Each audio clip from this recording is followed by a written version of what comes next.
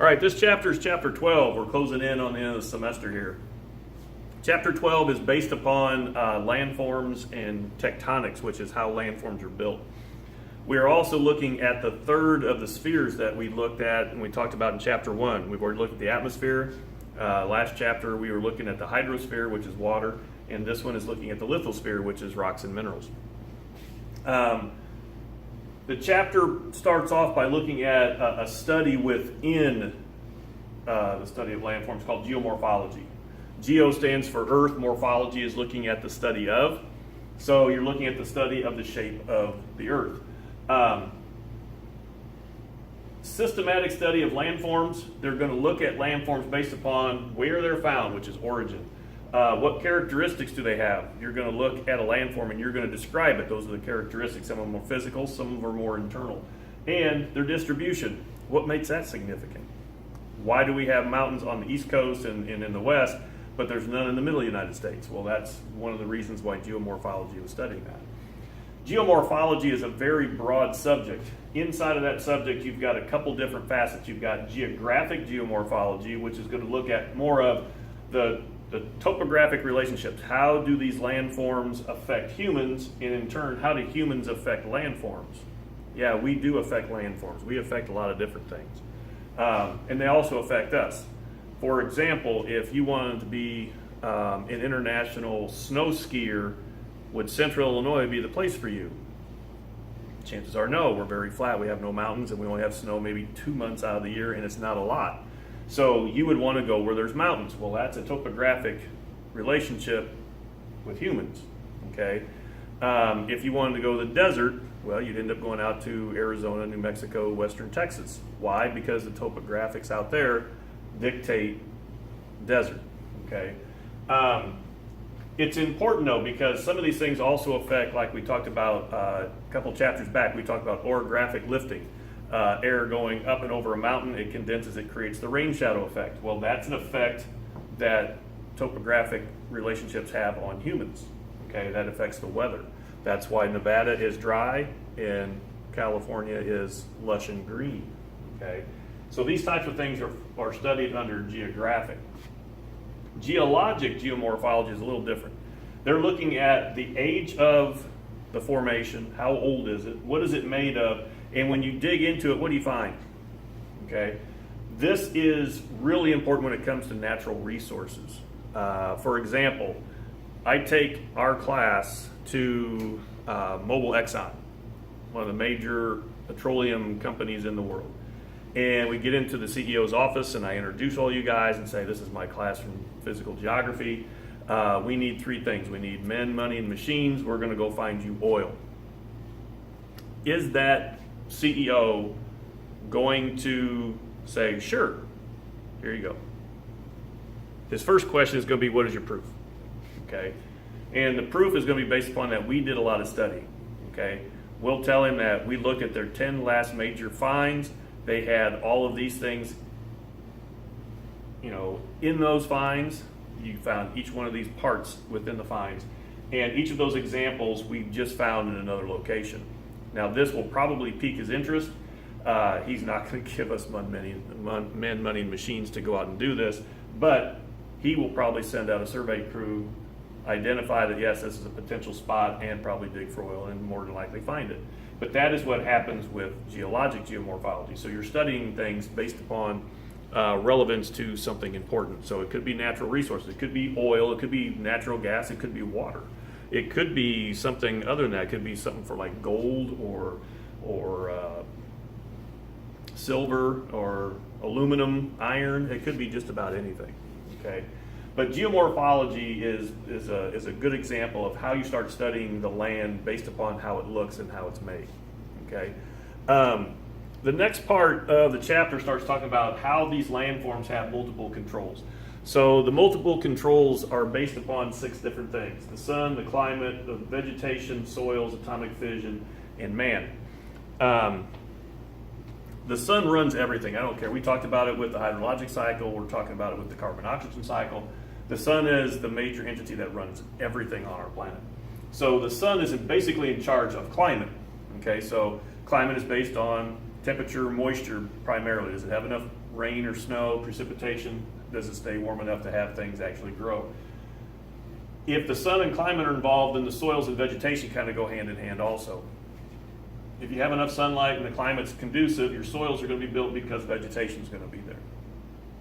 And if the vegetation's there, it's going to build the soils are going to turn around and build more vegetation. Now, it's this atomic fission that a lot of people have never really heard of. There's two different atomic elements. Uranium and thorium. And these two particular elements are of extreme importance to us, okay? These two are naturally occurring in the mantle. They are going to form, they are going to grow to maturity, and just like everything else, whether it's actually a live thing or an inanimate object, it has a life cycle, okay? So if this isn't taken out of the ground, over time it is going to eventually get old, it's going to rot, and it's going to die out and disappear. The thing about these two elements is when they rot and they start to die out, they give off tremendous amounts of heat, energy, okay? So much so that when the heat is given off, it can split apart continental plates, it can push mountains up, it can create geysers, there's all sorts of things that it can do.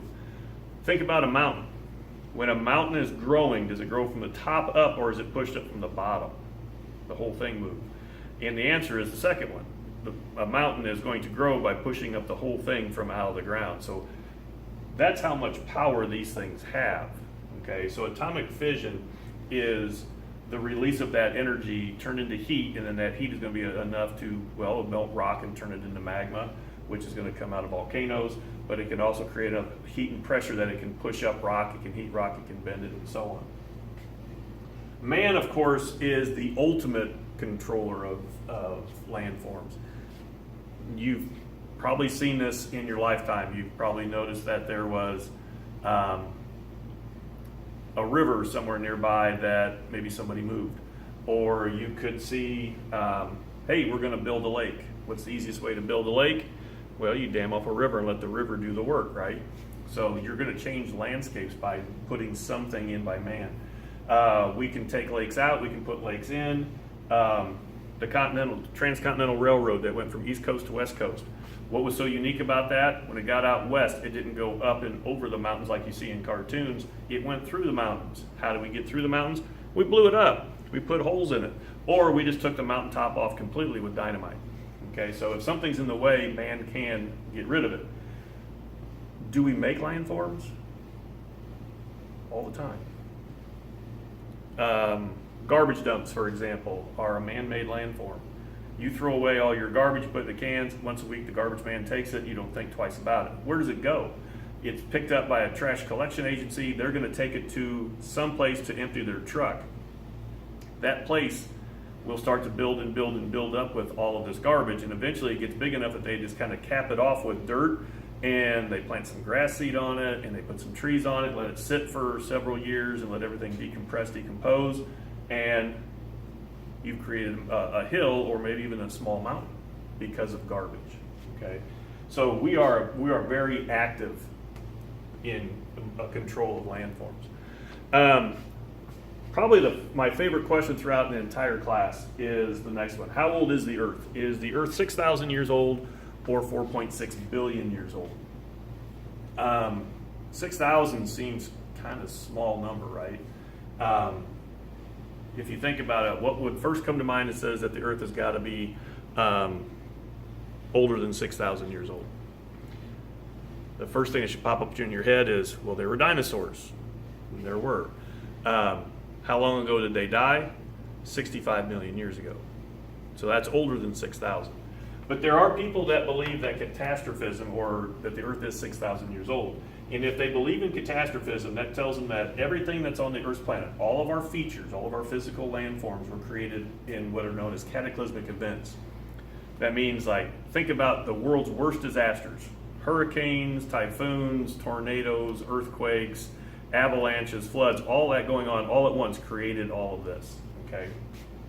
Now, If you believe in catastrophism, then you believe that if you're flying an airplane, you have to be really worried because the mountain could grow 1,000 feet as you're flying over it. Okay. If you're driving down the highway, bam, all of a sudden you can have a river appear out of nowhere, because that means rivers would be able to be created, full flowing rivers, in the blink of an eye. Okay, most people don't believe that. Now, people that do believe in this believe in it because of one book. It's probably the most purchased book in the world. It's the #1 bestseller across worldwide. It's the Bible. Okay, in the first part of the Bible, it tells of how the earth was formed. In 6 days, God created the earth, and the seventh day He rested. So they figured that if everything you see can be made in 6 days, well, then the earth is 6,000 years old. Now, I'm not here to argue whether the Bible is true or false. I'm not here to get into a religious debate about it. What I'm saying is, people are looking at this, are taking the Bible at face value and using it literally. In the Bible, it doesn't say that God created this in day one and He worked for a 24-hour period. There was no time back then. There's no essence of time back then. So we don't know what a day was. Okay, based upon our beliefs with how time is, when you look at the notes, I put a panel in there to compare what a day in catastrophism versus a day in what's called uniformitarianism is. Day one was like 2.5 billion years long. Okay, but catastrophism is something that people believe, and they have every right to believe that. In my opinion, it doesn't make sense. Mine says that uniformitarianism is probably a little bit more plausible, simply because uniformitarianism tells you that everything that happens on the earth is made little by little over a long period of time. Have we had landforms be created in a burst? Yes. We've had incidents of earthquakes and tsunamis and tornadoes and stuff like that that have created or changed a landform quicker than normal, but it's not an everyday event. Okay, so James Hutton came up with uniformitarianism, saying that the key to the past is looking at today.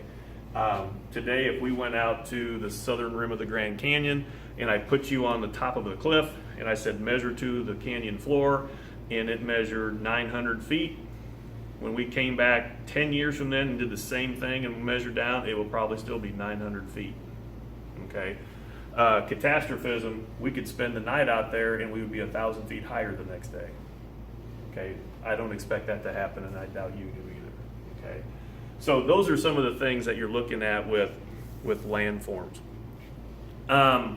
There are two different ways to study landforms according to the book and in the notes. And if you look at those, one of them is looking at a physical way of doing it. You have physical descriptors.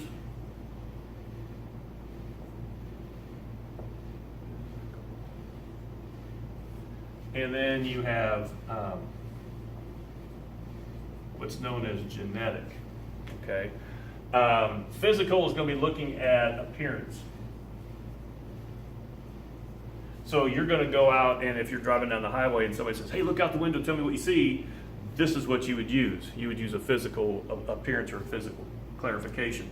So in the book and in the notes, we talk about things like the plains, the hills, low mountains, and high mountains. Okay, so this is going to be very simple to break apart. We're looking at plains being from 0 to 200 feet in height, hills being 200 feet to 1,000 feet in height, low mountains are 1,000 to 3,000 feet, and high mountains are anything that are 3,000 feet or higher. Okay, so just based on this physical way of talking about it, where would you put Central Illinois? Would you put us in the plains? Would you put us in the hills? Would you put us in low mountains or the high mountains? Well, you can automatically take two of them out, right? We know we're not mountainous at all. We have some mountains in the very corners.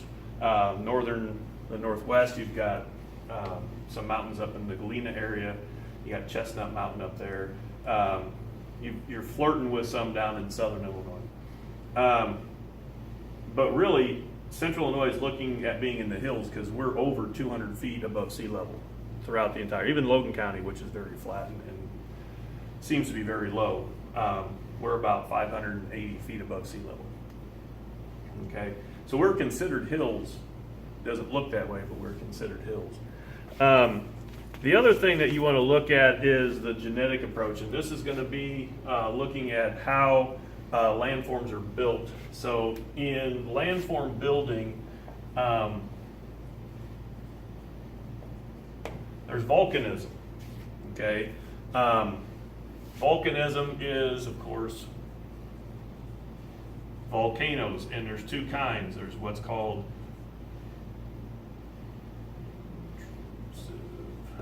intrusive, and there's what's called extrusive. Okay, intrusive volcanoes are the ones that are going to be built below ground. So when you look at this, the mountain comes up just like this. You don't see it as a volcano. Underneath, you have the chamber of magma,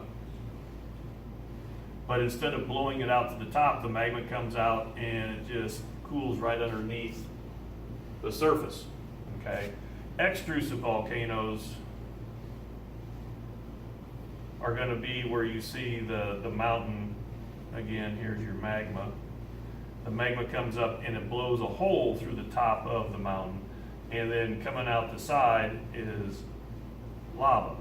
Okay, so this is an extrusive volcano, and this one is intrusive. So intrusive, it stays inside the ground. Extrusive says it's going to blow up and exit and go out on the surface. Okay. The other parts of genetic besides volcanism is going to be what's called diastrophism.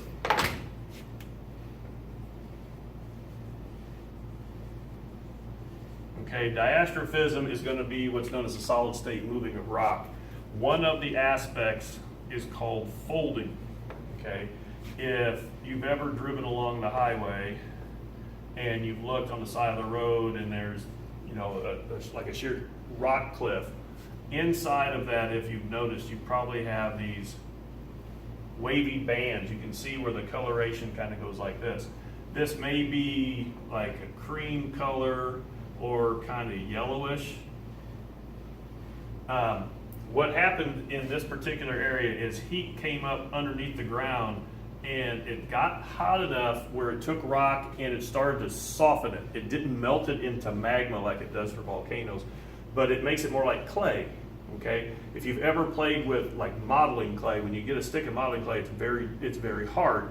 In order for you to do anything with it, you have to add heat and pressure to it, the heat of your hands and the manipulation, and you get it to soften where you can start to bend it and make it pliable. That's what happens. The heat came up from underground, it got the rock Play-Doh-like or clay-like, and then it started to move. The heat was trying to rise up in certain areas, and then all of a sudden it cooled down and the rock rehardened. So then you get these kind of curvature lines in the rock. That's known as folding. Faulting, okay, if we look at the same rock formation,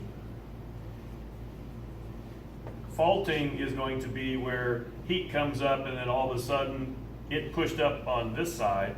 It caused this side of the rock to be pushed up and it broke away from this one. So you have this kind of a break. So heat forced this whole piece upwards, and this piece over here didn't have any heat in it at all. So the heat went up on one side of the rock and it split it. So this used to be all even. Originally it was all together. And the heat pushed up one side of this and it broke it, and it made it into kind of a stair step called a scarp. Okay.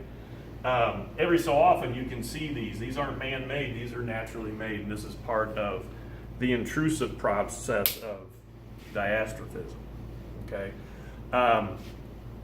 The last thing that's in this part of the chapter that I want to cover is these are the two ways that you make landforms, but how do you destroy them? Okay. There's a process known as gradation. Gradation is going to be how landforms are broken down. One of the first things that's going to happen with gradation, there's 4 steps. You're going to go through what's called weathering.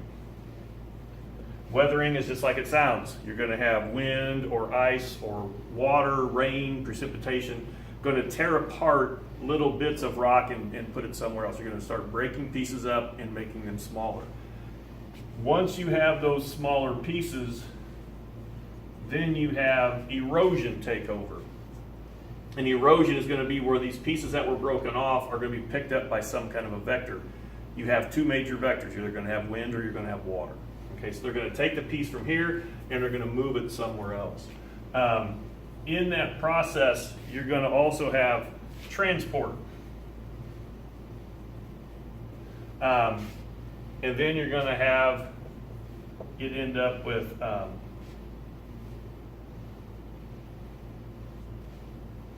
where it's going to be found, deposition. Sorry about that, that word just slipped out of my head. So you're going to break it apart, the wind is going to take it from here, or water is going to take it from here, put it into another moving media. Typically it's either going to be wind or water again, and you're going to transport it and it's going to be deposited. Probably the easiest and one of the most famous types of gradation processes is the Mississippi River. So imagine the Mississippi River going from Minnesota all the way down. Here's the Gulf. When it gets out into the state of Mississippi, the Mississippi River will start to break down into little channels. Okay, this is known as the Delta region. So the river, which used to be very wide, is going to break down into little creek-like rivulets. Okay. And as the river is breaking apart into this, all of this area right here is going to be the things that made the Mississippi dark brown or black, is going to be deposited in here. So this is soil and sand and sticks and debris. People will actually go out and purchase areas of this land and they will mine it. They will dig all the stuff out, they will take out the crap, the rocks and sticks and all that kind of stuff. Bag up the dirt, which is all basically farm dirt that's eroded from fields and gotten into the rivers and streams and creeks and then ended up in the Mississippi. They bag this up, they sell it to Walmart, and you buy it at the store as a bag of topsoil. So this was probably your dirt 5 years ago. You just paid $3 a bag to get it back. But that's because of gradation. Okay.